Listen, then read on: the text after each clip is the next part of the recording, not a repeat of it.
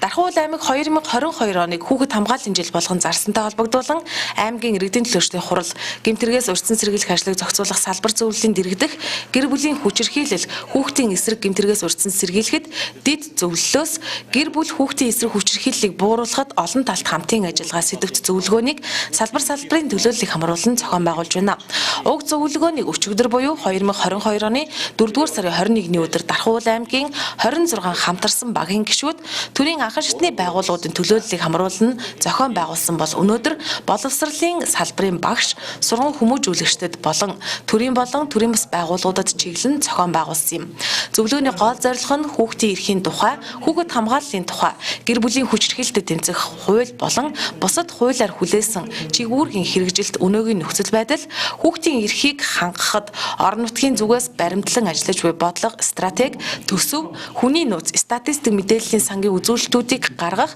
тулгамдсан асуудлыг тодорхойлж, гарц шийдлийг хэлэлцэх зорилгоор зохион байгуулсан юм а. Аймгийн иргэдийн төлөөлчдийн хурлын дарга Насанбат чуулганыг нээж хэлсэн үгэндээ хүүхдийн эрхийн хэрэгжилтийн өнөөгийн нөхцөл байдал тулгамдж буй олон асуудал байгаа тул бидний хамтын ажиллагааг шинэ шатанд гарган асуудлыг үр дүнтэй шийдвэрлэх талаар санаачлах солилцож, гарц шийдэл олсон чуулган болох учиртайг онцолж байсан юм а.